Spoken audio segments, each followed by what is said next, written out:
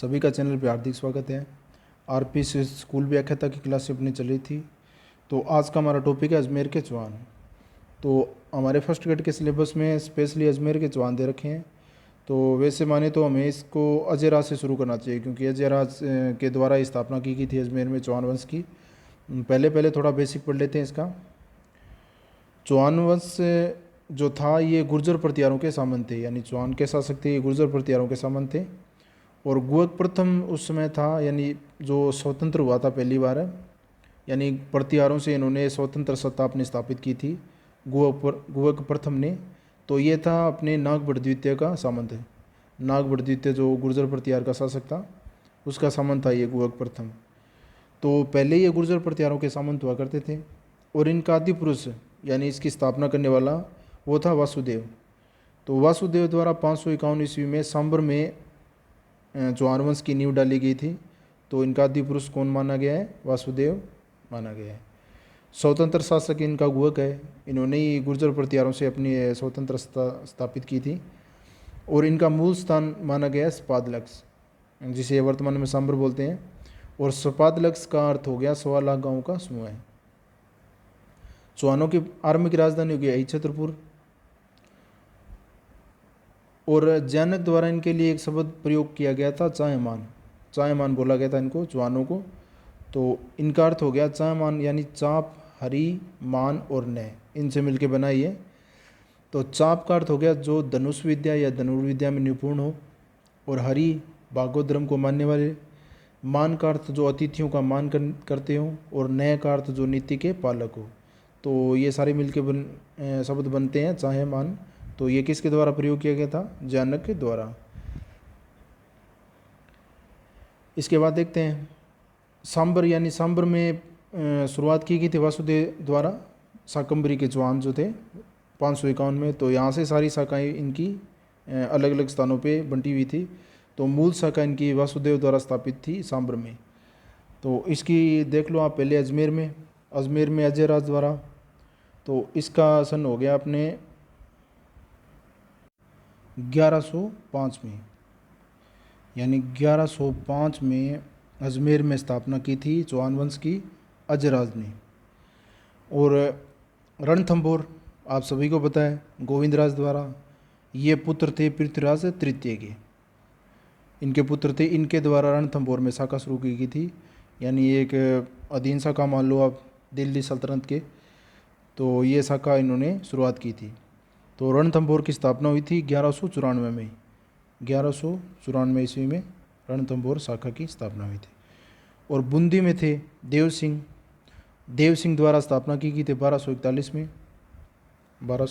में। और नाडोल ये पाली में है। यहाँ पे लक्ष्मण के द्वारा स्थापना की गई थी इस शाखा की। और ये की गई थी 940 में। इसके बाद जालोर में कीर्तिपाल कित्तू एक महान राजा। तो ये स्थापना की गई थी 1181 में। इसके बाद सिरोही में एक शाखा बनी थी इनकी, ये लुम्बा द्वारा। ये हो गई अपने 1311 में। अजयराज 1105, रणथंभौर 1194, बूंदी 1241, नाडोल 940, जालोर में 1181 और सिरोही में 1311। तो इस तरह से इनकी शाखाएं विस्तारित थी, सभी जगह बंटी हुई थी।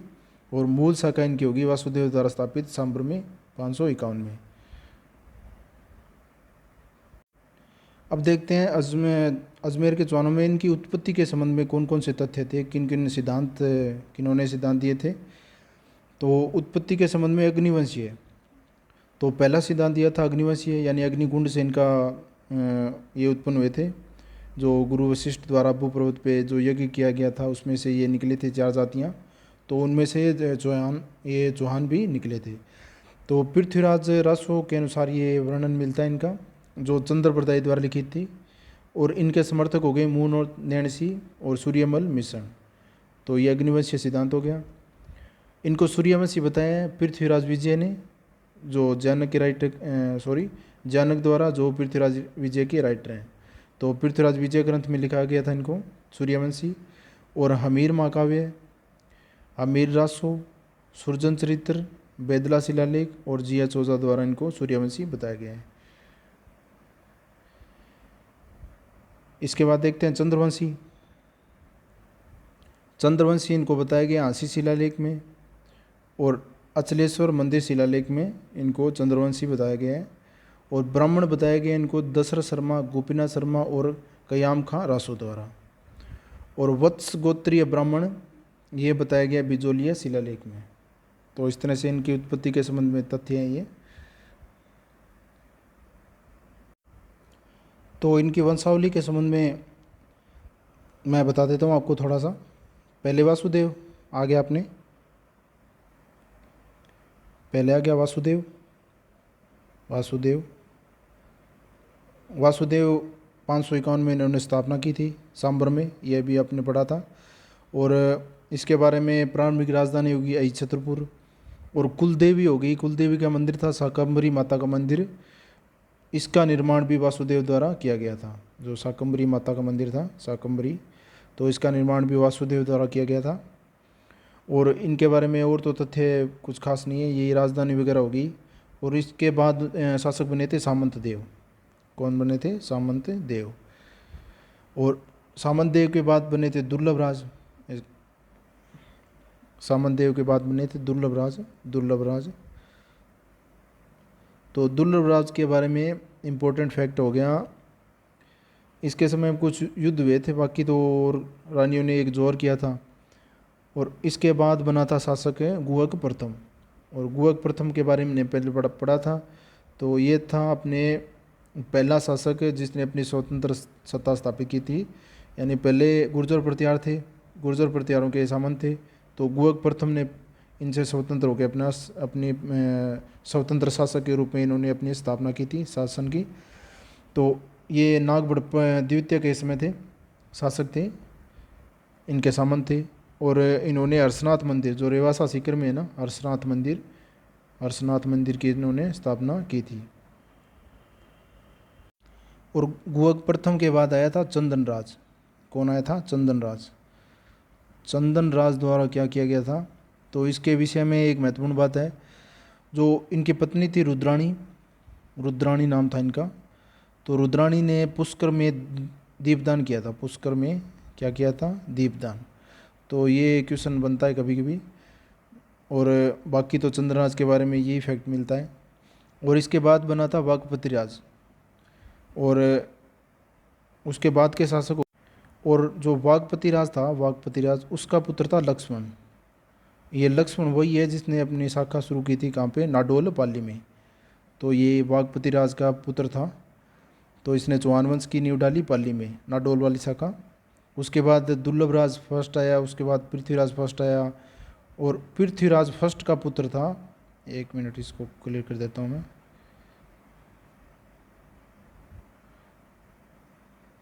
जो पृथ्वीराज प्रथम आया था, पृथ्वीराज प्रथम, इसका पुत्र था अजयराज। और ये जो अजयराज था इसी ने स्थापना की थी राजस्थान अपने अजमेर में चौहान वंश की। तो अजयराज द्वारा चौहान वंश की एक शाखा जो अजमेर में स्थापित की गई थी 1113 में। तो ये वही शाखा, सॉरी 1105 में। और इस तरह से वैसे माने तो अपना सही सिलेबस जो अजयराज के हिसाब से शुरू होगा, क्योंकि अजयराज ने अजमेर में स्थापना की थी चौहानों की। तो इससे पहले मोटा मोटा देख लो आप थोड़ा सा। जैसे गुहक प्रथम हो गया, गुहक प्रथम कौन था? दुर्लभ राज का पुत्र था और चौहानों का प्रथम स्वतंत्र शासक। और हर्षनाथ मंदिर जो सीकर में, इसका निर्माण गुहक प्रथम ने करवाया था। उसके बाद विग्रहराज द्वितीय, इसने अहिल पाटन में मूलराज फर्स्ट को, जो चालुक्य राजा था, इसको पराजित किया था। और बड़ौच में कुलदेवी आशापुरा माता का मंदिर भी बनवाया था। तो विग्रहराज द्वितीय के बारे में, और आगे विग्रहराज चतुर्थ आएगा वो अलग है, ये सेकंड वाला है। तो द्वितीय ने क्या किया था? ये तो आशापुरा माता मंदिर का निर्माण करवाया था जो बड़ौच में है। और अहिल पाटन में मूलराज फर्स्ट के साथ इन्होंने युद्ध किया था और विजय प्राप्त की थी। इसके बाद गोविंद तृतीय, इसने वेरी घट की उपाधि धारण की थी और इसका आशय हो गया शत्रु संहारक। तो गोविंद तृतीय इसका महत्वपूर्ण एक शासक हो गया। तो अजयराज से शुरू करते हैं अपने। अजयराज का शासनकाल रहा था 1105 से लेकर 1133 तक। 1133 में इन्होंने अपने जो पुत्र थे अरुणराज, उनके उनके लिए शासन छोड़ दिया था और ये बाद में चले गए थे। अजयराज अजमेर के जवानों के संस्थापक थे। 1113 में अजमेर की इन्होंने स्थापना की थी और मालवा के नरवर्मन को पराजित करके उसके सेनापति सुलहना को इन्होंने बंदी बनाया था और यशोवर्मन द्वारा अर्णोराज को पराजित किया गया था। तो ये नरवर्मन और यशोवर्मन दो है। नरवर्मन में आया था ये अजयराज के समय और यशोवर्मन आया था ये अर्णोराज के समय। और इन्होंने अजमेर दुर्ग बनवाया था, जिसे तारागढ़ बोलते हैं, गढ़ बिटली बोलते हैं, राजस्थान का नाका बोलते हैं। तो अजमेर दुर्ग जो अजमेर वाला दुर्ग है, इन्होंने अजयराज ने बनवाया था। और अजय प्रिय धर्मस नामक रजत चांदी के सिक्के इन्होंने चलाए थे। 1130 में अर्णोराज को राज देकर ये जंगलों में चले गए थे। तो ये अजयराज के बारे में फैक्ट है। और अजयराज का काल है वो चौहानों का निर्माण काल भी कहलाता है। और ये शैव मतावलंबी थे, यानी शैव धर्म को मानने वाले थे। और इनके बारे में एक इनकी पत्नी का नाम आता है सोमलवती, सोमल रेखा या सोमलवती ऐसा करके नाम है। तो इनके द्वारा ये प्रेम नाम के सिक्के इनको चलाए गए थे इनकी याद में। और बाकी इन्होंने राजनीति से संन्यास ले लिया था 1113 में। और यही था। इनके बाद इनका पुत्र बना था अर्णोराज शासक। अर्णोराज का शासनकाल रहा था 1133 से लेके 1158 तक। 1133 में इनका राज्याभिषेक हुआ था। महाराजा धीराज परमेश्वर ये इनकी उपाधि थी रेवासा शिलालेख के अनुसार। तो महाराजा धीराज परमेश्वर किसकी उपाधि थी? अर्णोराज जी की। मालवा के यशोवर्मन को इन्होंने पराजित किया था। चालुक्य जय सिंह सिद्धराज को पराजित कर उसकी पुत्री कांचन देवी से विवाह किया था। तो कांचन देवी से विवाह किया था अर्णोराज ने। ये जय सिंह सिद्धराज की चालुक्य नरेश इनकी पुत्री थी। और कांचन देवी का भाई था ये कुमारपाल चालुक्य था, इससे ये पराजित हो गए थे। और अपनी पुत्री जलन और जलना का विवाह किससे किया था? इन्हें कुमारपाल चालुक्य से। इन्होंने अन्ना सागर झील का निर्माण किया था और वरा मंदिर, ये दोनों पुष्कर में इन दोनों का निर्माण किया था। और इनके दरबारी विद्वान बहुत बार पूछे जाते हैं, देवबोध और धर्मघोष। देवबोध धर्मघोष ये दोनों अर्णोराज के दरबारी कवि थे। और जो मूर्ति इन्होंने लगाई थी जो आदिवरा विष्णु मंदिर में जो पुष्कर में निर्माण किया था, तो उस मूर्ति को जहांगीर द्वारा फिंकवाया गया था, बाद में फिंकवा दिया था पुष्कर में। और अजमेर में इन्होंने पंच मंदिर का निर्माण भी करवाया था। और इसके अलावा जो आक्रमण हुआ था वो तो बता दिया, जिसके अन्ना सागर झील बनाई थी, यानी तुर्कों के खून को धोने के लिए। तो ये युद्ध हुआ था 1135 में आक्रमण के दौरान। और जो अन्ना सागर झील है वो बनाई गई थी अपने चंद्रा और बांडी नदी को रोक के, यानी चंद्रा व बांडी ये दो नदियाँ हैं, इनको रोक के अन्ना सागर झील का निर्माण किया गया था। तो इस झील के बारे में एक विशेष तथ्य और है, इसमें बना गया है दौलत बाग। इसमें दौलत बाग बना हुआ है। ये दौलत बाग है, इसको सुभाष उद्यान भी बोलते हैं। तो ये कहाँ पे बना हुआ है? अन्ना सागर झील के किनारे। और इसके बारे में और विशेष, इसमें 12 दरियाँ भी है। 12 दरियाँ बनी हुई है। ये बनाई गई थी शाहजहाँ द्वारा बनाई गई थी। और अर्णोराज के बारे में एक फैक्ट ये भी है कि अर्णोराज जो था अर्णोराज का एक विवाह हुआ था कांचन देवी से, जो अभी हमने पढ़ा है। और एक हुआ था इसका जो मारवाड़ की रानी थी सदवा, यानी दो रानियाँ थी इसकी। तो सदवा से उत्पन्न पुत्र था सोमेश्वर। ये सोमेश्वर है, ये किसके बताएं? पृथ्वीराज तृतीय के, आगे बनेंगे ये। और कांचन देवी के जो पुत्र थे, एक तो था जगदेव और एक पुत्र था इसका विग्रहराज चतुर्थ, जो कवि बनेगा बाद में। विग्रहराज चतुर्थ बिसल देव कवि बांधव की उपाधि धारण की थी, विग्रहराज चतुर्थ। तो कांचन देवी के जगदेव हो गया, एक विग्रहराज हो गया। और एक अर्णोराज की दूसरी रानी थी सतवा, इसका पुत्र हुआ था सोमेश्वर। तो ये वंशावली लंबी है वैसे। तो इसमें काम की बात यही है कि ये जगदेव है ना, इसने अपने पिता की हत्या की थी। तो ये पहला इस वंश का पितृहंता माना गया है। यानी अर्णोराज की हत्या किसने की थी? इसके पुत्र जगदेव ने, जो किसका पुत्र था? कांचन देवी से उत्पन्न हुआ पुत्र था। और जो दूसरा था ये सद्वारानी से सोमेश्वर, इसके बाद में संतान होगी वो होगी पृथ्वीराज चौहान तृतीय। तो ये थोड़ा सा इनका बैकग्राउंड है। और बाकी इसके आगे विग्रहराज चतुर्थ के आगे अपर गंगा आएगा, उसके बाद पृथ्वीराज द्वितीय आएगा और उसके बाद सोमेश्वर आएगा। तो ऐसे करके इनकी ये वंशावली आगे चलेगी। अब देख लेते हैं विग्रहराज चतुर्थ के बारे में। इनका शासन काल था 1158 से लेकर 68 तक। विग्रहराज चतुर्थ के उपनाम हो गए बीसलदेव, कटिबंधु, कवि बांधव। तो ये दोनों जो उपाधि है कटिबंधु और कवि बांधव, ये दोनों जयानक द्वारा दी गई थी। शाकंभरी चौहानों का स्वर्णकाल माना गया है। ये कहा गया था दशरथ शर्मा के द्वारा, विग्रहराज चतुर्थ का जो काल था ये चौहानों का स्वर्णकाल था। और निर्माण काल वो पीछे था जयराज के समय। और दरबारी विद्वान थे इनके सोमदेव और नरपति नाल, ये दो इनके दरबारी कवि थे। और सोमदेव द्वारा ललित विग्रहराज की रचना की गई थी और नरपति नाल द्वारा बीसलदेव रासों की रचना की गई थी। तो ये इंपॉर्टेंट हो गया दोनों दरबारी कवि। और पीछे अर्णोराज के आए थे धर्म घोष और बुद्ध घोष, सॉरी वो देवबोध और धर्म घोष। तो वो दरबारी कवि थे अर्णोराज के। और सोमदेव और नरपति नाल ये हो गए विग्रहराज चतुर्थ के। इसके बाद इन्होंने हरिकेली नाटक की रचना की थी, इसको देखते हैं। इसके रचनाकार विग्रहराज चतुर्थ हो गए। और 12वीं की किराता रजुनियम पर आधारित है ये। और कुछ पंक्तियाँ इसके 2.5 दिन के झोंपड़े पर भी है। और कुछ पंक्तियाँ इनकी राजा राम मोहन राय की कब्र है जो ब्रिस्टल इंग्लैंड में है उस पर अंकित है। तो हरिकेली नाटक की रचना किसने की थी? विग्रहराज चतुर्थ ने। इसके बाद इन्होंने संस्कृत पाठशाला की स्थापना की थी, वह बिसलपुर नगर बसाया था। कालांतर में कुतुबुद्दीन ऐबक द्वारा तुड़वाकर 2.5 दिन का झोंपड़ा बनवाया गया था। तभी इसमें ये पंक्तियाँ निकली है क्योंकि ये पहले संस्कृत पाठशाला थी सरस्वती कंठाभरण नाम से। तो इसको तुड़वाया गया था कुतुबुद्दीन ऐबक द्वारा और बाद में इसमें इसके स्थान पर 2.5 दिन का झोंपड़ा बनाया गया था।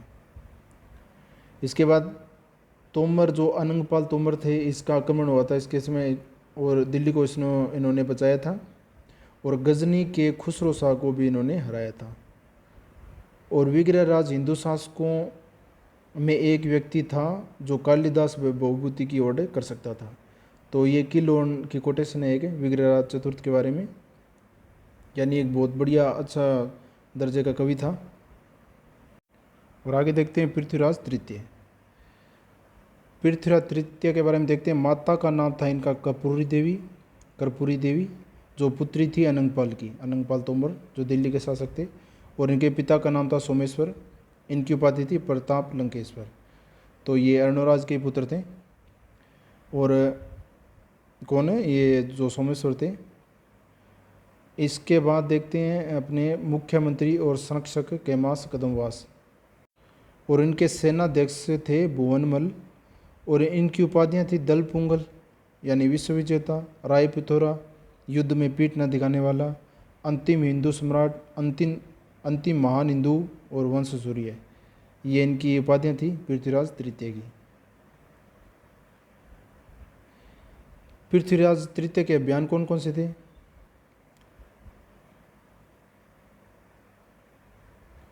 नागार्जुन का दमन 1178 में। तो 1166 में इन्होंने अपना शासन स्थापित किया था। 1166 में तो इनका जन्म हुआ था। और 1177 में ये सेम डेट होगी दोनों एक सी।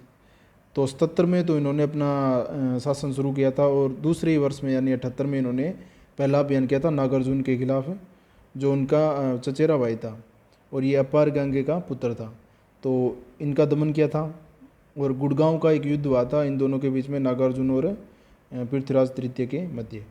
और दूसरा अभियान बंडानकों का दमन किया था इन्होंने 1182 में। और ये बंडानकों का ये जो जाति थी ये सतलज यानी पंजाब क्षेत्र के आसपास की एक जाति थी। और एक अभियान किया था महोबा। और ये महोबा या तुमुल का युद्ध 1182 में, यानी इन दोनों की तारीख एक ही है। 1182 में बंडानकों का दमन किया था और 1182 में ही महोबा तुमुल का युद्ध हुआ था। तो ये महोबा क्या था? ये बुंदेलखंड की एक राजधानी थी और इसका शासक था परमर्दिदेव चंदेल। तो इसके साथ युद्ध लड़ा गया था तुमुल का। और परमर्दिदेव चंदेल के जो सेनापति थे आला और उदल, ये इनके वीर सेनापति थे। यानी इनके इस युद्ध के बारे में वर्णन किया गया, बाद में इनकी वीर गाथाएँ भी गाई गई थी आला और उदल की, जैसे गोरा और बादल हो गए, आला और उदल हो गए, और जैमल फत्ता हो गए। इसी तरह से आला और उदल इनकी भी वीरता की गाथाएँ गाई गई थी बाद में। अगला अभियान हो गया भीमदेव चालुक्य। भीमदेव चालुक्य से संघर्ष किया था, ये गुजरात का था और कारण था इसका इचनी देवी से विवाह। यानी इचनी देवी से विवाह करना चाहता था ये भीमदेव, और विवाह कर लिया था किसने? पृथ्वीराज तृतीय ने। और ये कौन थी? सलक परमार आबू की एक राजकुमारी थी। और इन दोनों के मध्य युद्ध लड़ा गया था नागौर का, जो 1184 में लड़ा गया था। और भीमदेव के सेनापति जगदेव के प्रयासों से इनमें संधि हो गई थी 1187 में। अगला अभियान जयचंद गढ़वाल से संघर्ष। यह पृथ्वीराज तृतीय का मौसेरा भाई था। और संघर्ष का कारण क्या था? इसमें दो कारण हैं। एक तो अनंगपाल जो इसका नाना था, यानी इनकी माता का पिता, यानी कपूरी देवी का पिता था अनंगपाल तोमर दिल्ली का, तो इसका कोई उत्तराधिकारी नहीं था। तो इसी कारण से दोनों ने दिल्ली पर आकर अधिकार करने का प्रयास किया। तो ये भी एक कारण था।